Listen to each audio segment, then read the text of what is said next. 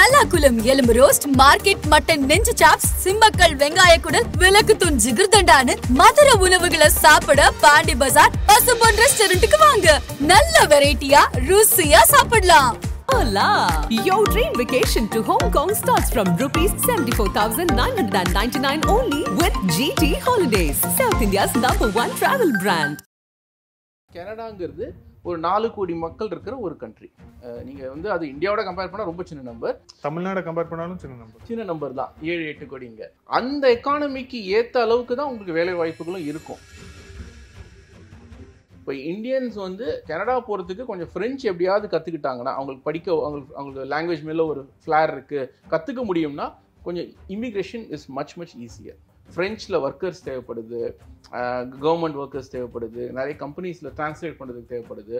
So French தெரிஞ்சிருந்தால் government வேலையும் ஈஸியாக கிடைக்கும், ப்ரைவேட்லேயும் உங்களுக்கு வந்து அக்ராஸ் வேலை கிடைக்கும், இமிக்ரேஷனுக்கும் உங்களுக்கு எக்ஸ்ட்ரா பாயிண்ட்ஸ் கிடைக்குது. ஒரு கண்ட்ரி வந்து எப்படிப்பட்ட ஒரு இமிகிரன்ஸ் எதிர்பார்க்குதுன்னா ஜென்ரலாகவே அவங்க எவ்வளோ வருஷங்கள் அவங்க ஒர்க் பண்ண முடியும், நம்ம எக்கானமிக்கு ஹெல்ப் பண்ண முடியும்னா எல்லா கண்ட்ரியுமே அந்த ஒரு செல்ஃபிஷ் ஒரு இது இருக்கும். ஸோ யங்காக இருந்து நிறைய படித்து இங்கிலீஷோ ஃப்ரெஞ்சோ நல்லா தெரிஞ்ச ஒரு 3 வருஷம் எக்ஸ்பீரியன்ஸ் இருந்தாலே போதும், அவங்களுக்கு கொஞ்சம் கட் ஆஃப் ஹையாக வரும். நான் பிஇ பண்ணியிருக்கேன்னா அந்த பிஇ அவங்க வந்து இந்த அண்ணா யூனிவர்சிட்டியாங்கிறத நல்லா வெரிஃபை பண்ணி ஈக்குவலன்சி கொடுத்துருவாங்க. இனிமேல் கனடா ஒருத்தவங்க படிக்க வராங்கன்னா ஐ ஸ்ட்ராங்லி சஜஸ்ட் நீங்கள் வந்து ஒரு மாஸ்டர்ஸ் டிகிரி பண்ணுவாங்க. அந்த படிப்புக்கு ஒரு வேல்யூ இருக்கணும். அது இப்போ ஒரு ஆர்டிஃபிஷியல் இன்டெலிஜென்ஸ், ஸோ அது கரண்ட் சிச்சுவேஷனில் அது நீடடாக இருக்கணும். ஸோ டிப்ளமா படிக்க வருது இனிமேல் வந்து I won't recommend that very much.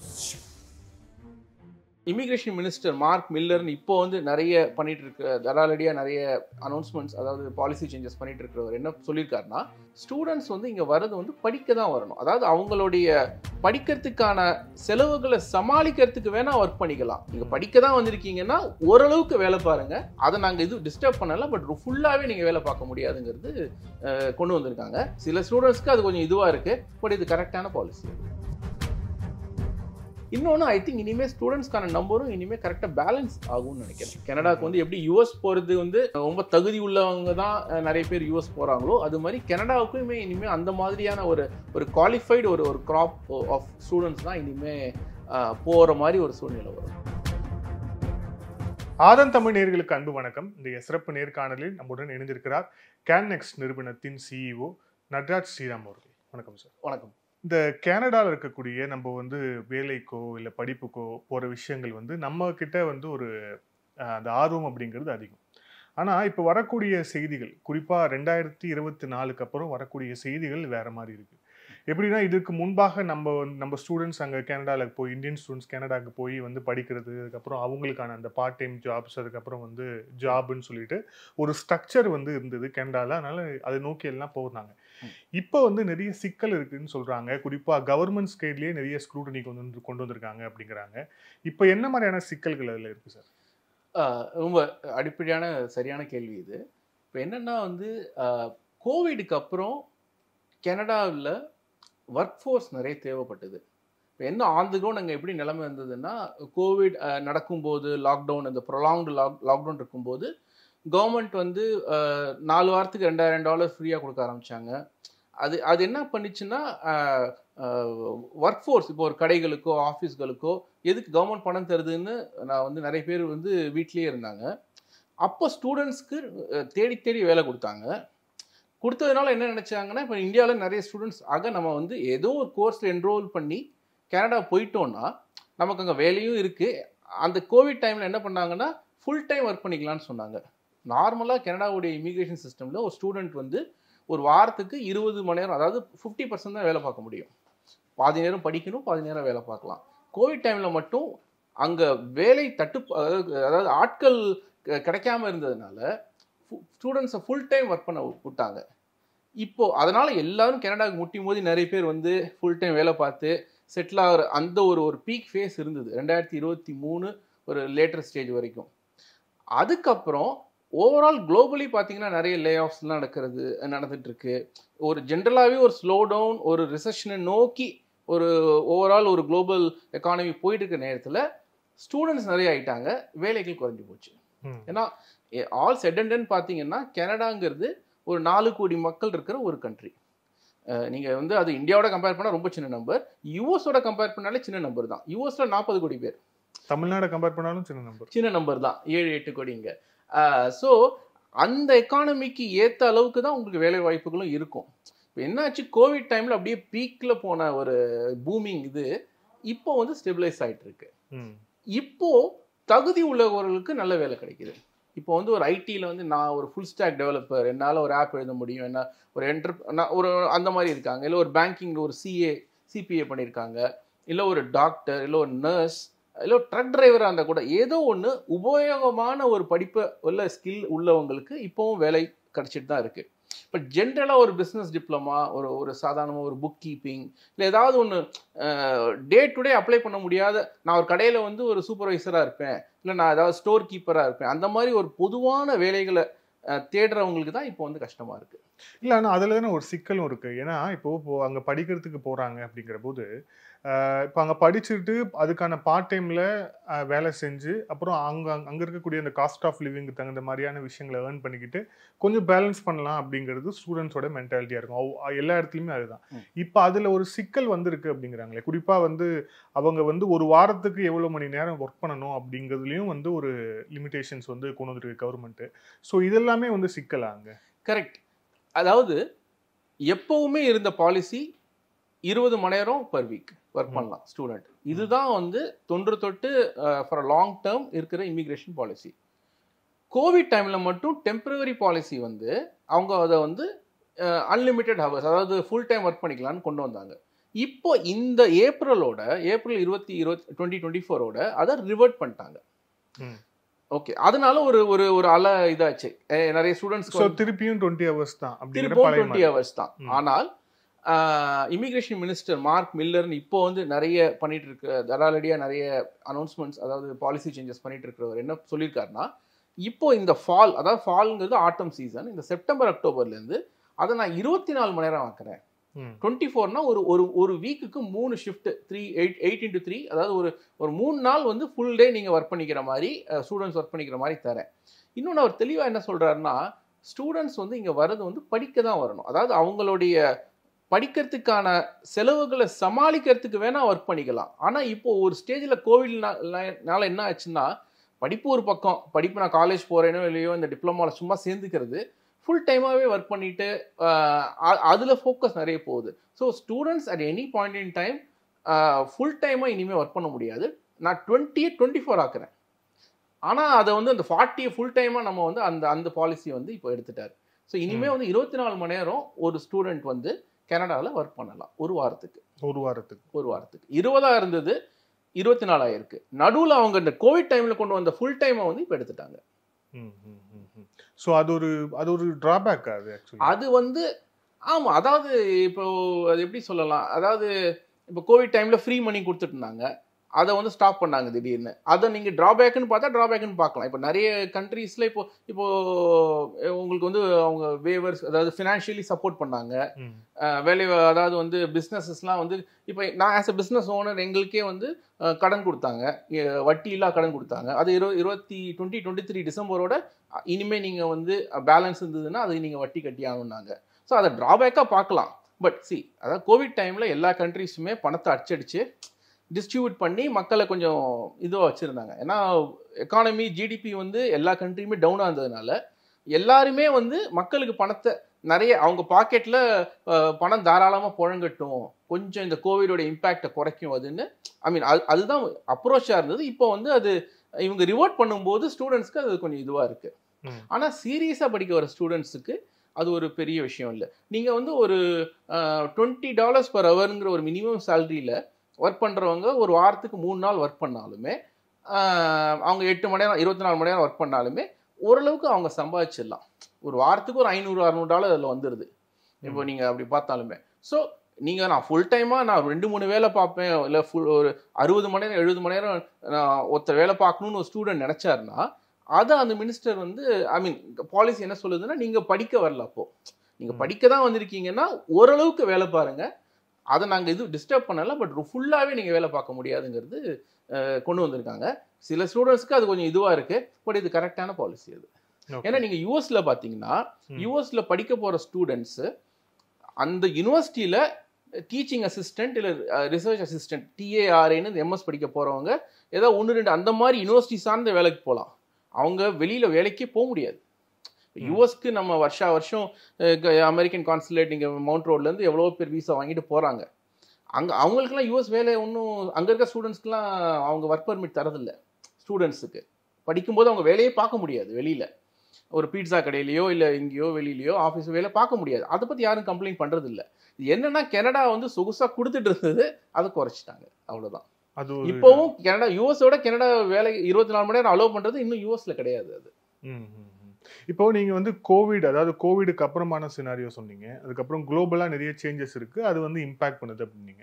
இன்னொரு முக்கியமான விஷயமா 2 கவர்மெண்ட்டுக்குள்ள நடக்கிற விஷயங்கள், குறிப்பா இந்தியன் கவர்மெண்ட்டுக்கும் கனடா கவர்மெண்ட்டுக்கும் நடக்கக்கூடிய விஷயங்கள், குறிப்பா ஒரு காலிஸ்தானி ஆதரவாளர் வந்து அங்கே கொல்லப்பட்டது, அதன் தொடர்ச்சியாக வந்து இந்தியா அந்த ஆஃபீஸரை வெளியேற்றியது உள்ளிட்ட பல்வேறு விஷயங்கள் தொடர்ச்சியாக வந்து போயிட்டே இருக்கு அப்படிங்கிறத பார்க்குறோம்.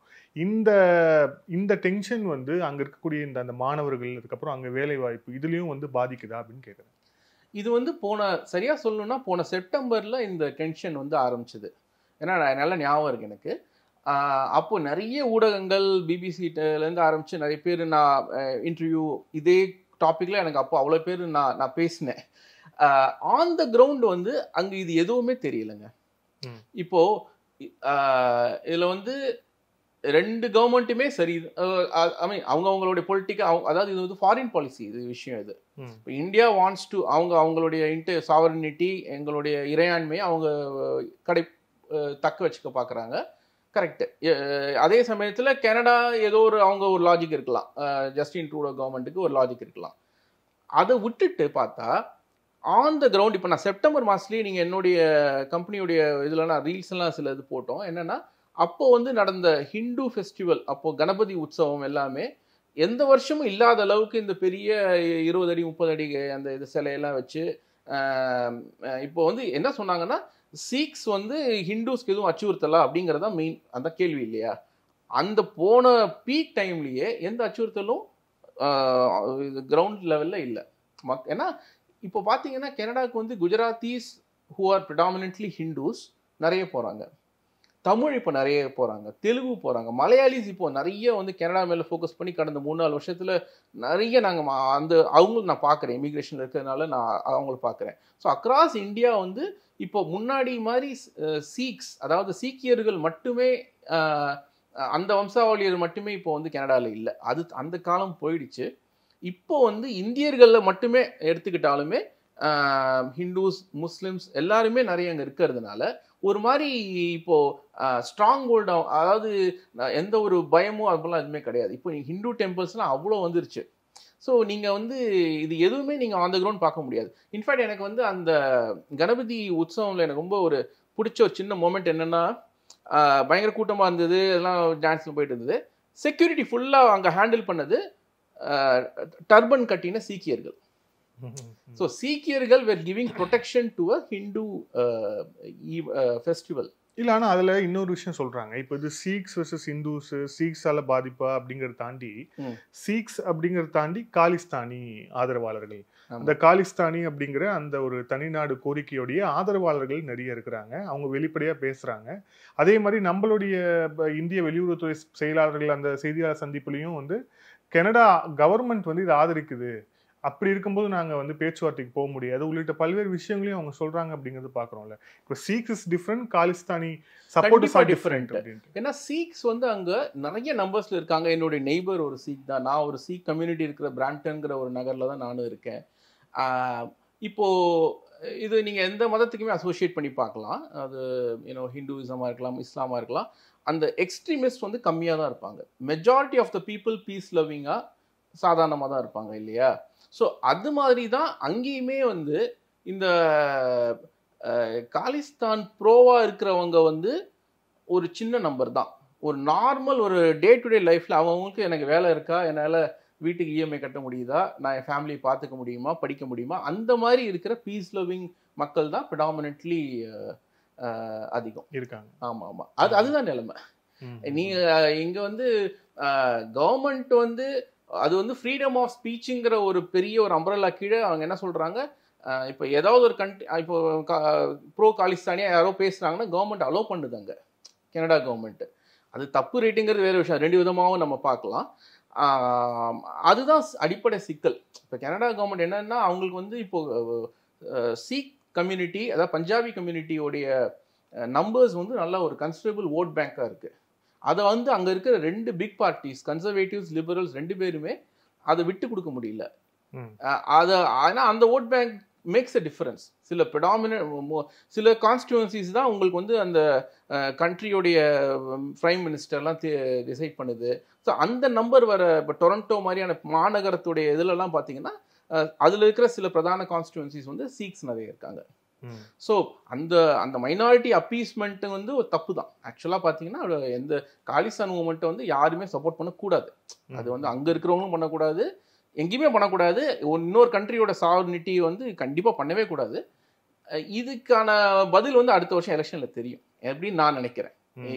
என்னை பொறுத்தவரை அது வந்து அடுத்த வருஷம் கவர்மெண்ட் சேஞ்ச் இருக்கும்னு நான் எதிர்பார்க்குறேன் கனடாவில் 2025 பாராளுமன்ற தேர்தலில். ஓகே, இதான் அது ஒரு கேள்வியாக இருக்கு. ஏன்னா இப்போ சீக்ஸோடைய ஓட் பேங்க் நமக்கு வரணுங்கிறதுக்காக கவர்மெண்ட் வந்து ப்ரோ காலிஸ்தான் அந்த இடத்துக்கு போகிறாங்களா? அது ட்ரூடோ மேலே இங்கே இருக்க வைக்கக்கூடிய முக்கியமான குற்றச்சாட்டே வந்து அதாக தான் இருக்குது. இது என்னென்னா ட்ரூடோ மாதிரி ஒரு லீடர் அங்கே பொதுவாக ட்ரூடோ மட்டும் இல்லை, அதுக்கு முன்னாடி நான் ஸ்டீஃபன் ஹார்ப்பருங்கிற ட்ரூடோக்கு முந்தின பிரைம் மினிஸ்டர் தீபாவளி ஃபங்க்ஷனுக்கு வந்தபோது தான் நான் கனடாக்கு ஃபர்ஸ்ட் போனபோது அவரை நான் பார்த்தது ஒரு தீபாவளி ஃபங்க்ஷனில்.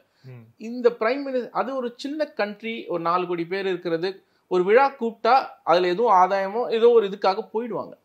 இப்போது ஸ்ரீலங்கன் தமிழ் எம்எல்ஏ இவர் இருக்கார், எம்பிஸ் இருக்காங்க, கேரி ஆனந்த சங்கரி, அவங்க அக்ராஸ் கம்யூனிட்டி இவங்க போவாங்க.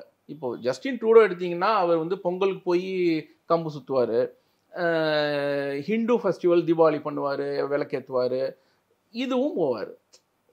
இது அவங்க வந்து தே வாண்ட் த ஓட்ஸ், அது ஒரு பொலிட்டிக்கல் ஆங்கிளில் அவங்க இது பண்ணுறாங்க. மற்றபடி ஆஸ் அ ஃபாரின் பாலிசி இவங்க அட் சம் பாயிண்ட் வந்து உங்களுக்கு வந்து தட்டி வச்சுருவாங்கன்னு நினைக்கிறேன். ஐ மீன் இப்போ வந்து எப்படின்னா இப்போது இந்தியா கவர்மெண்ட் வந்து ஸ்ட்ராங்காக அதை அப்போஸ் பண்ணியிருக்கு. இப்போ யூஎஸ் வந்து இதில் இப்போ யூஎஸ் இப்போ ஒரு பார்ட்டாக இருக்குது. இப்போ அந்த நிஜாரில் அவங்கெல்லாம் பார்த்தீங்கன்னா யூஎஸ் சிட்டிசன்ஸ், அவங்களுடைய வீடியோஸ் எல்லாம் வருது யூஎஸ்லேருந்து, யூஎஸ் யூஎன் ஆஃபீஸ்லேருந்து வெளியில் போடுறாங்க. ஸோ இந்த யூஎஸ் இன்வால்வ் ஆகும்போது ஐ திங்க் இது அடங்கிடும்னு நினைக்கிறேன். இன்னும் ஒரு சில வருடங்களில் இந்த இது வராது. இது என்னென்னா இப்போ வந்து ஆஸ் அ கம்யூனிட்டி சீக்ஸ் வந்து நல்லா செட்டில் ஆகிட்டாங்க. அங்கே ஃபார்ம் இருக்குது. அங்கே இப்போ நாமளாக ஒரு வந்தேரிகளாக ஒரு ஊருக்கு போகிறோன்னா நம்மளுடைய எய்மே அங்கே ஒரு வீடு வாங்கி செட்டில் ஆகிறதா இருக்கும். இப்போ இவங்க வந்து beyond that they run businesses, huge farms இருக்குது. இப்போ கனடாவுடைய ஏதோ உளுந்தெல்லாம் இங்கே இந்தியாவில் கிடைக்குதாமே ரேஷன்லேயே, அதாவது கேள்விப்பட்டேன், என்னோட பேரண்ட்ஸ் சொன்னாங்க. ஸோ அந்த லெவலில் வந்து ஸ்கேல் இன்க்ரீஸ் ஆகும்போது அவங்களுக்கு இதெல்லாம் பண்ண தோணுது போல இருக்குது. பணம் they generating wealth. So but I think இது ஒரு டெம்பரரி இதுதான். இது வந்து உங்களுக்கு அது ஏன்னா இது வந்து யூஎஸ்சி இம்பேக்ட் பண்ணுது. அங்கேயும் நிறைய சீக்ஸ் இருக்காங்க, அங்கேயும் அவங்க ஆப்ரேட் பண்ணுறதுனால இது வந்து I think there will be ஒரு டிப்ளமேட்டிக் சொல்யூஷன் வந்துடும்னு நினைக்கிறேன் சீக்கிரம். ஓகே, ஸோ ஓகே, இது தாண்டி இப்போது வேலை வாய்ப்பு அப்புறம் எஜுகேஷன் இதுக்கு உள்ளே வந்தோம் அப்படின்னா, ஸோ இப்போ கனடாவில் இப்போதைக்கு தற்சமயத்தில் என்ன மாதிரியான ட்ரெண்ட் போயிட்டுருக்கு? குறிப்பாக வந்து ஜாப் கிரியேஷனில், ஜாப்ஸில் எந்த மாதிரியான ட்ரெண்ட் போயிட்டுருக்கு? இப்போ இங்கே கனடாவுக்கு ஒருத்தர் அப்ளை பண்ணணும் அப்படின்னா அவர் எந்த டெக்னாலஜி இல்லை எந்த ஸ்டடி பேக்ரவுண்டோடு அவர் அப்ளை பண்ணலாம்? எது அங்கே இப்போதைக்கு ரொம்ப இதாக போயிட்டுருக்கு? ரைட், அதாவது சில 6 கேட்டகரியில் அவங்க வந்து ஒரு ப்ரையாரிட்டி ஆக்குபேஷன்ஸ், இதெல்லாம் ப்ரையாரிட்டி கேட்டகரிஸ்னு இமிக்ரேஷனில் கொண்டு வந்திருக்காங்க 2023 இப்போ அதுக்கு முன்னாடி எப்படின்னா எல்லாமே வந்து ஒரு காமன் ஸ்கோர் பேஸ்டாக இருந்தது. இப்போது ஒரு ஒரு ஒரு ஒரு ஒரு பிளம்பருக்கும் ஒரு டாக்டருக்கும் ஒரு சார்ட்டர்ட் அக்கௌண்டன்ட் எல்லாருக்குமே ஒரே கட் ஆஃப் தான். யாருக்கு கட் ஆஃப் அதிகமோ அவங்க செலக்ட் ஆவாங்க அப்படி இருந்தது. அப்புறம் என்ன பண்ணாங்க இவங்க வந்து science, technology, engineering and management, அந்த ஆக்குபேஷன் ஸ்டெம் வந்து ஒரு கேட்டகிரி ப்ரையாரிட்டி, அதில் இருந்தால் அவங்கள ஃபோக்கஸ் பண்ணி நாங்கள் தனியாக செலெக்ஷன் நடத்துவோம். அதே மாதிரி மெடிக்கல் அண்ட் அலைடு, அதாவது டாக்டர்ஸ் மட்டும் கிடையாது, அதில் ஒரு 20-30 ஆக்குபேஷன் இருக்குது. நீங்கள் வந்து ஃபிசியோதெரபிஸ்ட், நர்சஸ், இந்த கேர்கிவர், இந்த வயசானவங்களை பார்த்துக்கிறவங்க, நர்சிங் ஹோமில் இது பண்ணுறவங்க, ரேடியாலஜிஸ்ட், டெக்னீஷியன்ஸ், அது இருக்குது. அது ஒரு மெயின் கேட்டகரி மெடிக்கல். இது அப்புறம் வந்து டிரான்ஸ்போர்ட்டேஷன் துறையில் இந்த ட்ரக் டிரைவர்ஸ், அப்புறம் வந்து உங்களுக்கு வந்து இது ட்ரெயினோடைய இந்த மாதிரி இதோ பைலட்டாக லோக்கோ பைலட்டாக இருக்கிறவங்க, ஏர்லைன் பைலட்ஸ், அந்த மாதிரி டிரான்ஸ்போர்ட்டேஷன். ஏன்னா அங்கே கனடாவுடையது ரொம்ப உற்பத்தி துறை is depend on you know transportation. அவங்க வந்து யூஎஸ்க்கு சப்ளை பண்ணுறதுக்கோ வேற எங்கே கொடுக்கறதுக்கோ அந்த ட்ரக்ஸ் அவ்வளோ ஓடுவாங்க. ஸோ அது ஒரு மெயின் துறை. இப்போ ட்ரக் டிரைவராக இருக்காங்கன்னா அவங்களுக்கு கண்டிப்பாக ஒரு பேங்க்லேயோ இல்லை ஐடியில் வேலை பார்க்குறவங்க கூட அதிகமாக சம்பாதிக்கக்கூடிய அது ஒரு துறையாக இருக்குது. அக்ரிகல்ச்சரலில் ஒரு ஃபார்ம், அதாவது ஒரு ஒர்க்கராக இல்லாமல் கொஞ்சம் ஸ்ட்ராட்டஜிக்காக ஒரு ஃபார்மை வந்து சூப்பர்வைஸ் பண்ணக்கூடியவங்க, ஒரு ஹார்டிகல்ச்சர், அதாவது ஒரு இம்ப்ரூவ் பண்ணக்கூடிய ஆர்கானிக் ஃபார்மிங், அந்த மாதிரி அது ஒரு செக்மெண்ட். இதெல்லாம் தாண்டி ஃப்ரெஞ்சு தெரிஞ்சிருந்தா கண்டிப்பாக Canada wants people who know French. ரொம்ப ஈஸி, கம்மி கட் ஆஃப்ல செலக்ட் ஆகிறாங்க. ஏன் அது ஏதாவது ஸ்பெசிஃபிக்கான ரீசன் இருக்கா? ஏன்னா வந்து கனடாவில் வந்து ஃப்ரெஞ்சு வந்து national language, French and English national language. ஆனால் ரொம்ப கம்மியான பேருக்கு தான் ஃப்ரெஞ்ச் தெரியும். இப்போ நான் கெனடியன் சிட்டிசன் ஆனாலும் கூட எனக்கு வந்து ஃப்ரெஞ்சில் எதுவுமே பெருசாக தெரியாது.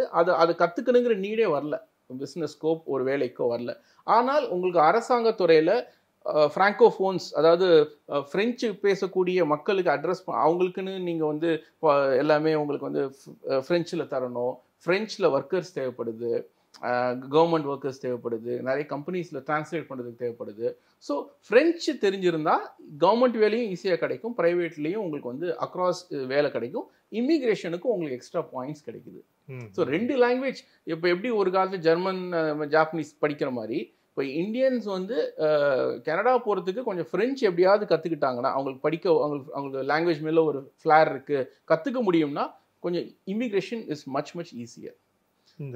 ஆமாம். ஸோ இது ஸ்டெம், இந்த மெடிக்கல், அக்ரிகல்ச்சர், இந்த டிரான்ஸ்போர்ட்டேஷன், அப்புறம் சில ட்ரேட் ஆக்குபேஷன்ஸ். அதாவது இங்கே நிறைய ஹவுசஸ் கன்ஸ்ட்ரக்ட் பண்ணுறதுனால அதுக்கான அந்த பிளம்பர்ஸ், அந்த ஒரு ப்ராப்பர் ட்ரேட்ஸ் கேட்டகரியில் எலக்ட்ரீஷியன்ஸ், அந்த மாதிரி இருக்கிறவங்களுக்கும் ஒரு நீடு. இவங்க எல்லாருக்குமே வந்து இமிக்ரேஷன் ஈஸியாக இருக்கும், அவங்க சர்வைவ் ஆகிறதும் கொஞ்சம் ரிலேட்டிவ்லி ஈஸியாக இருக்கும். இதில் blue collar job, white collar job அப்படின்னு பிடிச்சோம் அப்படின்னா இவங்களுக்கு ஏதாவது எஜுகேஷனல் பேக்ரவுண்ட் இது இருக்கணும், பேசிக்காக இந்த டிகிரி இருக்கணும், இல்லை பேசிக்காக இது படிச்சிருக்கணும், அந்த மாதிரி எதுவும் இருக்குங்களா குவாலிஃபிகேஷன்ஸ்? இருக்குங்க. அதாவது கனடாவுடைய மெயின் இமிக்ரேஷன் சிஸ்டம், அதாவது பிஆர் வாங்கணும்னா அது வந்து வெளியிலேருந்து அப்ளை பண்ணுறவங்கள 2ஆக பிரிச்சிடலாம். ஒன்று ஃபெட்ரல் ஸ்கில்டு ஒர்க்கர், இன்னொன்று ஃபெட்ரல் ஸ்கில்டு ட்ரேடு. இந்த ட்ரேடுங்கிறது எல்லாமே வந்து ஏதாவது ஒரு ட்ரேட் லைசன்ஸ் வேணும். அதாவது எலக்ட்ரீஷியனாக இருக்கிறவங்க, பிளம்பராக இருக்கிறவங்க, ஒரு டிராஃப்ட்மேனாக இருக்காங்க, இந்த அந்த மாதிரி ஒரு ட்ரேட்ஸ் கேட்டகரியில் இருக்கிறவங்களுக்கு எல்லாருக்குமே கெனடியன் கவர்மெண்ட் அப்ரூவ்டு, அதாவது சீல்னு சொல்லுவாங்க, ஒரு ப்ராவின்ஸில் அவங்க சர்டிஃபிகேஷன் அவங்க பண்ணியிருக்கணும், அது தேவை. இந்த ஒர்க்கருங்கிற கேட்டகரிக்குள்ளே எல்லாருமே வரும். அதாவது டாக்டர்லேருந்து டாக்டர், இன்ஜினியர், ஐடி, ஃபினான்ஸ், பேங்க்கு, எல்லாருமே ரெஸ்ட் ஆஃப் இதில் வரும். இவங்களுக்கு வந்து அவங்களுடைய நம்மளுடைய இந்தியன் டிகிரியை கன்வெர்ட் பண்ணி அவங்க ஈக்குவலன்சி பார்ப்பாங்க. இது வந்து ரெகக்னைஸ் யூனிவர்சிட்டியாக இவங்க ஒரு அதுக்கு கம்பேர் பண்ணும்போது இப்போ இங்கே நான் பிஇ பண்ணியிருக்கேன்னா அந்த பிஇ அவங்க வந்து இந்த அண்ணா யூனிவர்சிட்டியாங்கிறத நல்லா வெரிஃபை பண்ணி ஈக்குவலன்சி கொடுத்துருவாங்க. ஸோ அப்போ வந்து உங்களுக்கு வந்து அவங்களுக்கு தனி சர்டிஃபிகேஷன் தேவையில்லை. ஸோ அவங்க டைரெக்டாகவே அங்கே இருக்கிற ஐடி கம்பெனிக்கு வந்து ஜாப் அப்ளை பண்ணிக்கலாம். அண்ட் எண்ட் ஆஃப் த டே உங்களுக்கு வந்து ஒரு 1200க்கு நம்ம +2 பழைய +2 மார்க் மாதிரி இங்கேயும் ஒரு கட் ஆஃப் இருக்குது. 1200 தான் ஸ்கோர், மேக்ஸிமம் ஸ்கோர். அதில் இப்போ ஒரு 500 தேவைப்படுது.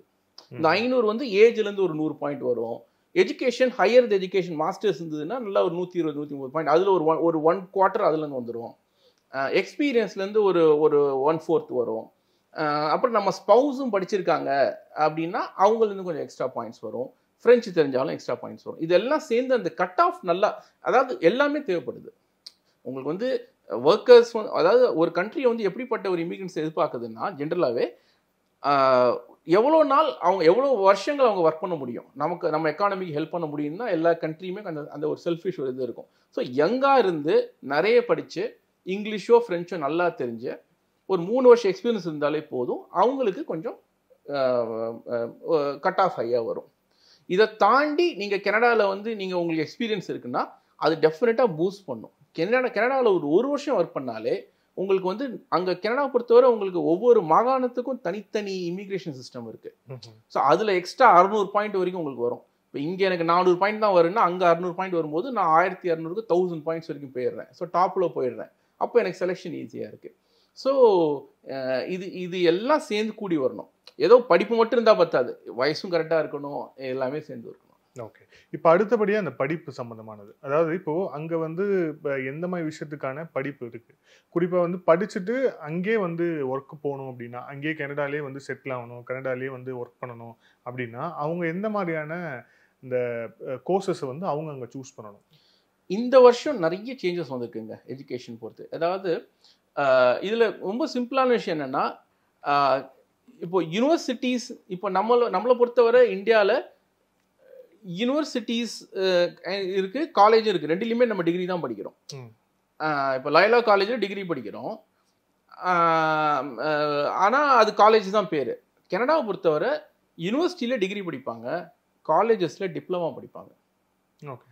காலேஜஸ் வந்து ஒரு ஊருக்கு 10 காலேஜ் இருக்குன்னா ஒரு 2 யூனிவர்சிட்டி இருக்கும், ஒரு யூனிவர்சிட்டி இருக்கும். யூனிவர்சிட்டி கம்மியாக இருக்கும். யூனிவர்சிட்டியில் நீங்கள் bachelors degree, masters degree, PhD பண்ண முடியும். இந்த வருஷத்துலேருந்து கனடா என்ன ப்ரிஃபர் பண்ணுதுன்னா, நீங்கள் டிகிரி படிக்க வரீங்கன்னா நல்லது. நீங்கள் ஒரு மாஸ்டர்ஸ் டிகிரி 1 வருஷம் படித்தா கூட நான் உங்களுக்கு 3 வருஷம் ஓப்பன் ஒர்க் பர்மிட் தரேன், உங்கள் ஸ்பவுஸுக்கும் நம்ம ஓப்பன் ஒர்க் பர்மிட் தரோம் அப்படின்னு சொல்லுது. இதுக்கு முன்னாடி இந்த நிலைமை டிப்ளமா படிக்க வரவங்களுக்கு அந்த பெனிஃபிட் கொடுத்தாங்க. இனிமே வந்து டிப்ளமா படிக்கிற வரவங்க வந்து ரொம்ப ஜென்ரலிஸ்டாக, அவங்க வந்து ஒரு ஒர்க் ஃபோர்ஸுக்கு வந்து அவ்வளோ யூஸ்ஃபுல்லாக இல்லைன்னு டிப்ளமா படிக்கிறவங்களுக்கான சலுகைகளை குறைச்சிட்டே வராங்க. ஸோ இனிமேல் கனடா ஒருத்தவங்க படிக்க வராங்கன்னா ஐ ஸ்ட்ராங்லி சஜஸ்ட் நீங்கள் வந்து ஒரு மாஸ்டர்ஸ் டிகிரி பண்ணவாங்க. அந்த படிப்புக்கு ஒரு வேல்யூ இருக்கணும். அது இப்போ ஒரு ஆர்டிஃபிஷியல் இன்டெலிஜென்ஸ், ஸோ அது ஏதோ கரண்ட் சிச்சுவேஷனில் அது நீடடாக இருக்கணும். நான் சும்மா ஒரு பிஸ்னஸ் மேனேஜ்மெண்ட் ஏதாவது இந்த ஒரு ஒரு ஒரு ஒரு ரொம்ப ஜெனரிக்காக படிச்சுட்டு வந்தால் இனிமேல் வந்து அங்கே கஷ்டம். அதாவது உங்களுக்கு ஒரு ஒரு ஒரு ஹேண்ட்ஸ் ஆன் ஸ்கில் இருக்கணும், இதை வச்சு நான் அப்ளை பண்ணி நான் வந்து இது பண்ண முடியும் அப்படின்னு. ஸோ டிப்ளமா படிக்க வருது இனிமேல் வந்து I won't recommend that very much. In fact உங்களோட இது கோஸ் பேக் டு ஒரு ஃபர்ஸ்ட் கொஸ்டின். கனடாவுக்கு வந்து நிறைய டிப்ளமா படிக்க வந்த ஸ்டூடெண்ட்ஸ் வந்ததுனால தான் இப்போ அந்த ஒரு நிறைய பேர் அங்கே இருக்காங்க ஸ்டூடெண்ட்ஸாக. ஓகே. ஆமாம். இதே டிகிரி படிக்க வரவங்க கம்மி தான். ஏன்னா டிப்ளமா வந்து $10,000 படிச்சிடலாம், இல்லை $5,000 படிக்கலாம். டிகிரி படிக்க வரும்போது 20,000, 25, 30, இல்லை ஒரு இன்னும் எக்ஸ்பென்சிவாக கூட போகும். ஸோ அது ஒரு முக்கியமான விஷயம். ஆமாம். இதில் இப்போது அவங்க வந்து இப்போ அங்கேயே குடியேறணும், அங்கே அந்த நாட்டுடைய குடிமக்கள் ஆகணும் அப்படின்னு அவங்க நினைக்கிறாங்க. அப்படிங்கிற போது அவங்க எந்த மாதிரியான ஒரு சாய்ஸ் ஆப்ஷன்ஸ் வந்து அவங்க தேர்ந்தெடுக்கும்? ஸ்டூடெண்ட்ஸ் ரொம்ப சிம்பிள். அதாவது ஸ்டூடெண்ட்ஸ் வந்து முதல்ல வந்து ஒரு கோர்ஸ் படிக்க வராங்கன்னா இன்வெஸ்ட் பண்ணுறாங்க. அவங்க ஒரு 7 லட்சம் 10 லட்சம் மாதிரி இங்கேருந்து போட்டு வரதுனால டெசிக்னேட்டட் லேர்னிங் இன்ஸ்டிடியூஷன், DLI அப்படிங்கிற ஒரு வேர்டை வந்து ஞாபகம் வச்சுக்கோங்க. அது நம்ம கனடா கவர்மெண்ட் வெப்சைட்லேயே இப்போ ஒரு காலேஜ் நேமை தட்டி செனக்கா காலேஜ்னு ஒன்று இருக்குன்னா, செனக்கா காலேஜ் DLIயா இல்லையா அப்படின்னு நீங்கள் கூகுள் பண்ணிங்கன்னா அந்த லிஸ்ட்டில் வந்துடும். நீங்கள் செனக்கான்னு டைப் அடித்தா SCNECN போட்டால் DLI இதான் நம்பர்னு வந்துடும். ஸோ ஃபஸ்ட்டு வந்து ஒரு ஸ்டூடெண்ட் வந்து ப்ரைவேட் யூனிவர்சிட்டிஸ்லையோ சும்மா, ஏன்னா அங்கேயுமே வந்து உங்களுக்கு வந்து ஒரு பில்டிங்கில் ஒரு மாடி பில்டிங்கில் வந்து குட்டியாக ஒரு காலேஜ் யூனிவர்சிட்டியை போட்டு அது ப்ரைவேட்டாக இருக்கும். அங்கே படித்தா இந்த ஓப்பன் ஒர்க் பர்மிட் படித்து முடிச்சதுக்கப்புறம் அங்கேயே ஸ்டே பேக் பண்ணி வேலை பார்க்கறதுக்கான வாய்ப்பு கிடைக்காது. இந்த நிறைய ப்ரைவேட் கோர்சஸில் இல்லை ப்ரைவேட் காலேஜில் படித்தா அதை அவாய்ட் பண்ணிடணும். நிறைய இவங்க எஜுகேஷன் கன்சல்டன்ட்னு சொல்லப்படுறவங்க இங்கே இருக்கிறவங்க வந்து அவங்களுக்கு வர கமிஷன்னால் அதை நம்ம ஸ்டூடெண்ட்ஸ் தலையில் அதை கட்ட பார்க்கலாம். அதை வந்து அவங்க அவாய்ட் பண்ணணும். அவங்க படித்தா டெசிக்னேட்டட் லேர்னிங் இன்ஸ்டிடியூஷனில் படிக்கணும், அப்படிப்பட்ட கோர்ஸ் தான் படிக்கணும். அது ஸ்டெப் நம்பர் 1. ரெண்டாவது, நான் சொன்ன மாதிரி இன்னி தேதிக்கு குளோபலி யூஸ்ஃபுல்லான கோர்ஸ் என்ன படித்தா நீங்கள் அது வந்து ஒரு டிஜிட்டல் மார்க்கெட்டிங்காக இருக்கலாம். அதாவது நம்ம அதை அப்ளை பண்ணி நம்ம வந்து அந்த மாதிரி ஒரு கோர்ஸாக இருக்கணும், ஜெனரிக்காக இருக்கக்கூடாது. ஸோ அந்த கோர்ஸ் யூஸ்ஃபுல்லாக இருக்கணும். முடிஞ்சால் மாஸ்டர்ஸ் டிகிரியே பண்ணிவிடுங்க. அண்ட் படிப்பு முடிச்சதுக்கப்புறம் உங்களுக்கு கிடைக்கிற ஓப்பன் ஒர்க் பர்மிட்டில் எல்லாரும் போல் நீங்கள் வேலை வந்து அப்ளை பண்ணி நிறைய கம்பெனிஸ்க்கு அப்ளை பண்ணி முடிஞ்ச அளவுக்கு நீங்கள் முதல் வேலை வந்து உங்களுக்கு வந்து அவ்வளோ சுமாரான வேலையாக இருந்தாலும் கெனடியன் எக்ஸ்பீரியன்ஸ் பில்ட் ஆக நீங்கள் மாறலாம். நீங்கள் ஒரு 2-3 மாதம் கனடா எக்ஸ்பீரியன்ஸ் இருந்தாலே இந்த கம்பெனியில் நீங்கள் இருந்தியா அப்படியே நீங்கள் அடுத்தடுத்து நீங்கள் மாறலாம். So you build your Canada experience. So ஸ்டூடெண்ட்டாக இருந்ததுக்கப்புறம் you get some experience. Experience உங்களுக்கு க்ரோ ஆகாத 1 year 2 yearல உங்களுடைய கட் ஆஃப்க்கு என்னெல்லாம் தேவைப்படுது, அந்த கட் ஆஃப் கரண்ட்ல என்ன கட் ஆஃப் போயிட்டு இருக்கு, நான் எங்கே இருக்கேன், இதுக்கு வந்து இப்போ சில எம்ப்ளாயர்ஸ் ஹெல்ப் பண்ணாங்கன்னா உங்களுக்கு எக்ஸ்ட்ரா கொஞ்சம் பாயிண்ட்ஸ் வரும். இதெல்லாம் பார்த்து அந்த கட் ஆஃபுக்கு நம்ம மீட் பண்ணணும். ஸோ உங்களுக்கு அந்த கட் ஆஃபை மீட் பண்ணிட்டீங்கன்னா இன்விடேஷன் வந்துடும் பிஆருக்கு. அதுலேருந்து 6 மாதத்தில் பிஆர் வந்துடும். பிஆருங்கிறது பர்மனெண்ட்டாக கனடாவில் இருக்கிறதுக்கான இது. நீங்கள் 3 வருஷம் கனடாவில் பெர்மனெண்ட்டாக இருந்தீங்கன்னா சிட்டிசன் ஆகிடுவீங்க. அதாவது உங்களுடைய இந்திய பாஸ்போர்ட்டை வேணால் சரண்டர் பண்ணி நீங்கள் கெனடியன் பாஸ்போர்ட்டே வாங்கிக்கலாம். ஸோ இதுதான் எல்லா ஸ்டூடெண்ட்ஸும் ஃபாலோ பண்ணுறது. இதில் எல்லா ஸ்டெப்புமே முக்கியம். அதான் 10 நாளில் ஹிந்தி படிப்பது எப்படி அப்படிங்கிற மாதிரி, ஒரு வாரத்தில் கனடா சிட்டிசன் ஆவது எப்படி அப்படின்னு நிறைய பேர் இப்போ வந்து ஃபேக்காக நிறைய பேர் கிளம்பியிருக்காங்க அப்படிங்கிறது பார்க்கும். நிறைய ஏஜென்சிஸ் இருக்கிறாங்க. அது வந்து தப்பான ஒரு வழிகாட்டுதலின் பேரில் நிறைய பேர் நிறைய காசு கொடுத்து ஏமாறுறதும் தொடர்ச்சியாக இருந்துக்கிட்டு தான் இருக்குது. ஸோ அந்த மாதிரி விஷயத்துலாம் ஏமாறாமல் அவங்க வந்து இந்த மாதிரி ஏஜென்சிஸை எப்படி செலக்ட் பண்ணணும், கரெக்டான கைடை செலக்ட் பண்ணுறது எப்படி? சரி, இப்போ நான் வந்து ஒரு கனடா இமிக்ரேஷன் நிறுவனம் நடத்துகிறேன். நானே என்ன சொல்கிறேன்னா, இப்போது உங்களுக்கு வந்து நாலேஜ் இருக்குது. இப்போ வந்து ஒரு வீசா அப்ளிகேஷனுங்கிறது என்னது, ஒரு ஃபார்ம், அதுக்கான சரியான டாக்குமெண்ட்ஸ் வைக்கணும். அதான் உங்களுக்கு அந்த ஸ்கில் இருக்குன்னா நீங்களாவே அப்ளை பண்ணலாம். நீங்கள் வந்து எந்த ஒரு கன்சல்டண்ட்டை போகணுன்னு நீடே கிடையாது. So we can do it by our own. you can do it by your own. Maybe சில எம்ப்ளாயர்ஸ் பண்ண வேண்டிய சில லேபர் ப்ராசஸ் அதெல்லாம் வந்து அது எம்ப்ளாயர் தான் பண்ணி ஆகணும், நம்மளே பண்ண முடியாது. சம்டைம்ஸ் ஹெல்ப் தேவைப்படலாம். ஸோ நீங்கள் உங்களுக்கு பார்த்துக்கங்க. இப்போ என்னால் அப்ளை பண்ண முடியும், எனக்கு இது ஒன்றும் பெரிய மேட்டர் கிடையாது, நானே பண்ணுறேன்னா பண்ணுங்கள். ஹெல்ப் தேவைப்படுது, ஒரு ஸ்ட்ராங்கர் அப்ளிகேஷன் தேவைப்படுது. என்னுடைய கேஸ் வந்து ஏதோ சில விஷயங்களில் வீக்காக இருக்குது, எனக்கு வந்து என்னுடைய மேரிட்டல் ஸ்டேட்டஸில் ஏதோ பிரச்சனை இருக்குது, இல்லை எனக்கு என் படிப்பில் கொஞ்சம் இது இருக்குது, சிக்கல் இருக்குது, என் பேர் வந்து கொஞ்சம் இதில் இப்படி ஒரு பேராக இருக்குது, பாஸ்போர்ட்டில் ஏதாவது உங்களுக்கு ஒரு ஹெல்ப் தேவைப்படுது அப்படின்னா ஒரு ப்ரொஃபஷனல் கன்சல்டண்ட்டை நீங்கள் அணுகுங்க. அவங்க வந்து எப்படி ஒரு டாக்டர் ஒரு லைசன்ஸ்டாக இருக்காங்களோ அது மாதிரி கனடாவில் வந்து இமிக்ரேஷன் கன்சல்டன்ஸும் லைசன்ஸ் வாங்கி வருஷம் அவங்க அதை மெயின்டைன் பண்ணணும். அதுக்கான ஆடிட்டிங் இருக்கும். அவங்க வந்து RCICன்னு சொல்லுவாங்க, ரெகுலேட்டட் கெனடியன் இமிக்ரேஷன் கன்சல்டன்ட். அவங்க வந்து அதில் வந்து லாயர்ஸும் இருப்பாங்க. லாயர்ஸும் ஒரு கேட்டகரி, இவங்க ஒரு கேட்டகரி. இது ரெண்டில் இந்த லைசன்ஸ் இருக்கிறவங்கள்ட்ட மட்டுமே நீங்கள் வந்து உங்களுக்கு உதவி தேவைப்பட்டால் அவங்கள்ட்ட மட்டுமே போங்க. இன்னொன்று, மேஜிக்கில் இமிக்ரேஷன் நடக்காது. இப்போ நான் ஒரு இமிக்ரேஷன் நிறுவனம் நடத்துகிறேன், என்னால் யாருக்குமே வந்து நினச்சாப்புலலாம் வேலை வாங்கி தர முடியாது. இப்போ இந்தியாவில் இருக்கிற எல்லா பெரிய கம்பெனி, ரிலையன்ஸாக இருக்கட்டும், டிவிஎஸ்ஸாக இருக்கட்டும், நம்ம வாங்கி தர முடியுமா? அவங்க 4 ரவுண்ட் இன்டர்வியூ வைப்பாங்க, டெக்னிக்கல் ரவுண்ட் இருக்கும், HR ரவுண்ட் இருக்கும், நம்ம ரெஃபர் தான் பண்ண முடியும்.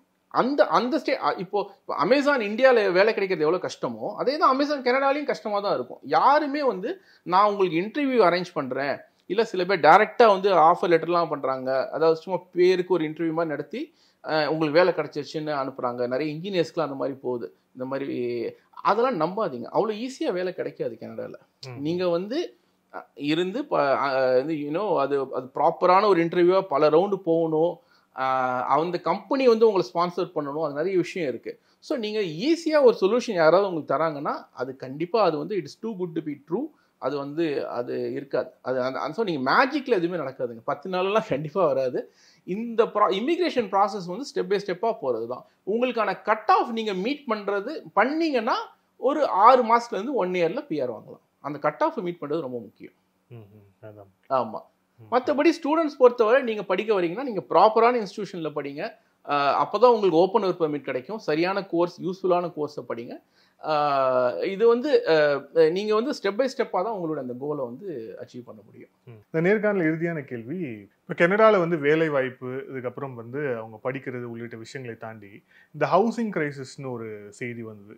குறிப்பாக வந்து சென்ற வருடம் வந்து நிறைய வந்து அது சம்மந்தமான செய்திகளும் பார்த்தோம். ஸோ இப்போ நிலைமை எப்படி இருக்கு? ஹவுசிங் கிரைசிஸ் வந்து உங்களுக்கு இருந்தது.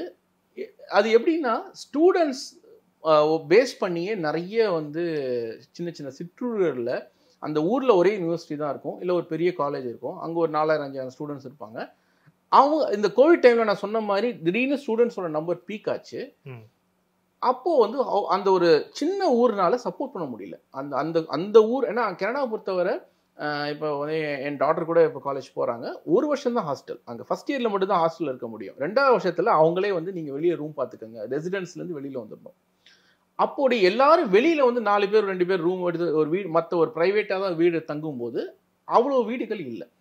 அந்த ஊர் சப்போர்ட் பண்ணுற அளவுக்கு. இது வந்து பெரிய ஊர்களில் மாநகரங்களில் அந்த பிரச்சனை ரொம்ப இல்லை. ஏன்னா நான் வந்து என்னோட வீட்டில் கீழெல்லாம் குடி விட்டுருக்கேன். எனக்கு நல்ல டெனன்ட்ஸ் வந்து கிடைக்கிறது நான் வந்து ஆக்சுவலாக தேடி தான் வாங்க பண்ண வேண்டியிருக்கு. எனக்கு அவ்வளோ டிமாண்ட் இல்லை. ஹவுசிங் கிரைசிஸ் இருந்து ஐ மீன் அது ஒரு ரியல் இதுன்னா அக்ராஸ் த கண்ட்ரி அப்படி இருக்கணும். இப்போ எங்களுக்கு வந்து நல்ல டெனன்ட்ஸ் கிடைக்கிறது கஷ்டமாக தான் இருக்குது. இந்த சின்ன சின்ன ஊர்களில் அந்த எக்கானமியே அந்த காலேஜை நம்பி இருக்குங்கிற இடத்துல இந்த ஹவுசிங் கிரைசிஸ் இருந்தது சில குறிப்பிட்ட யூனிவர்சிட்டிஸில். இப்போ அது கவர்மெண்ட் ரியலைஸ் பண்ணிட்டாங்க. இவங்க என்னன்னா இந்த கவர்மெண்ட் வந்து இப்போ இமிக்ரேஷன் ஒரு பக்கம்னா ஜென்ரலாகவே அந்த கண்ட்ரியோடைய அதர் சோஷியோ டெவலப்மெண்ட்டில் வந்து என்னெல்லாம் நம்ம கவர் அப் பண்ணணும், அந்த இன்ஃப்ராஸ்ட்ரக்சர் அந்த ஹவுசிங்லாம் எந்த அளவுக்கு அது வந்து அந்த அளவுக்கு ரேம்ப் அப் ஆனுங்கிறத இப்போ கொஞ்சம் லேட்டாக புரிஞ்சுக்கிட்டு இப்போ ஐ திங்க் எலெக்ஷன் வரதுனால என்னன்னு தெரியல, ஜஸ்டின் ட்ரூடோ நிறைய பல லட்சக்கணக்கான வீடுகளை கட்ட போகிறோம், அதுக்கான we are going to make it easy, அதாவது நியூ ஹவுஸ் ஓனர்ஸ் ஈஸியாக வீடு வாங்குற மாதிரி பண்ண போகிறோம் அப்படின்லாம் அறிவிச்சிருக்காங்க. I think it will all maybe ஒரு சர்டன் இயர்ஸில் வந்து அதுக்கான அது பெனிஃபிட் நமக்கு தெரிய வரும். இன்னொன்று ஐ திங்க் இனிமேல் ஸ்டூடெண்ட்ஸ்க்கான நம்பரும் இனிமேல் கரெக்டாக பேலன்ஸ் ஆகும்னு நினைக்கிறேன். கனடாவுக்கு வந்து எப்படி யூஎஸ் போகிறது வந்து ரொம்ப தகுதி உள்ளவங்க தான் நிறைய பேர் யூஎஸ் போகிறாங்களோ அது மாதிரி கனடாவுக்குமே இனிமேல் அந்த மாதிரியான ஒரு குவாலிஃபைடு ஒரு கிராப் ஆஃப் ஸ்டூடெண்ட்ஸ் தான் இனிமேல் போகிற மாதிரி ஒரு சூழ்நிலை வரும். ஸோ ஒரு ஹெவி ஃபில்ட்ரேஷனுக்கு அப்புறம் தான் உள்ளே போகணும். ஹெவி ஃபில்ட்ரேஷன் ஏன்னா இவங்க அந்த ஃபில்ட்ரேஷனை இவங்க வந்து இன்டைரக்டாக கொண்டு வந்துட்டாங்க. இப்போ வந்து நீங்கள் டிப்ளமா தான் படிக்க வரீங்கன்னா உங்கள் ஸ்பௌஸுக்கு வேலை பார்க்க முடியாது. நாமளும் என்ன பண்ணுவாங்க, ஒரு பேருக்கு ஒரு ஸ்பௌஸ் வந்து ஒரு கோர்ஸில் சேருவாங்க. ஆனால் அவங்க எய்ம் வந்து அந்த ஹஸ்பண்டோ ஒய்ஃபோ அவங்க தான் ஃபுல் டைம் வேலை அவங்களுக்கு ஓப்பன் ஒர்க் பர்மிட் கிடைக்கும், அவங்க ஃபுல் டைம் வேலை பார்க்கலாங்கிற எய்மில் வருவாங்க. இப்போ என்ன பண்ணிட்டாங்கன்னா டிப்ளமா படிக்க வந்தால் அது கிடையாதுன்னு சொல்லிட்டாங்க. இப்போ நிறைய பேருக்கு அது வந்து அதுவே ஒரு செட்பேக் இதுவாக இருக்கும். இப்போ போனால் வேலை பார்க்க முடியாது, அதான் ஸ்பௌஸ் வேலை பார்க்க முடியாதுங்கிறதுனால அதுக்கான கோர்ஸை தான் இனிமேல் அவங்க படிக்கணும். அதனால இது எல்லாமே வந்து கொஞ்சம் அந்த ஃபில்ட்ரேஷன் தான். அதாவது வந்து it's going to this are all good filters. இது வந்து உங்களுக்கு வந்து ஒரு குவாலிஃபைடு ஒரு ஸ்டூடெண்ட்ஸை தான் இனிமேல் கனடா கொண்டு வரும்னு நினைக்கிறேன் எவென்ச்சுவலி. ஆமாம், ஏன்னா இது ஒரு சர்க்கிள் தான். அது ஏன்னா அங்கே இருக்கிற காலேஜஸ்க்குலாம் they are heavily depend on Indian student money. Indian Chinese ஸ்டூடெண்ட்ஸோ இந்தியன் ஸ்டூடெண்ட்ஸோ, ஏன்னா அவங்க ஃபாரின் ஸ்டூடெண்ட்ஸ்க்கு அதிக ஃபீஸ் வேறு இல்லையா. ஸோ இது அவங்க வந்து அதை ரெசிஸ்ட் பண்ணுறாங்க. But all set and ton இந்த ஸ்டூடெண்ட்ஸ்க்கான இப்போ அந்த federal immigration minister mark Miller கொண்டு வர இந்த ஒவ்வொரு இதுவுமே இந்த ஃபில்ட்ரேஷன் இந்த டைட்னஸ்மே தேவை தான். இது வந்து eventually it's gonna be good for Canada.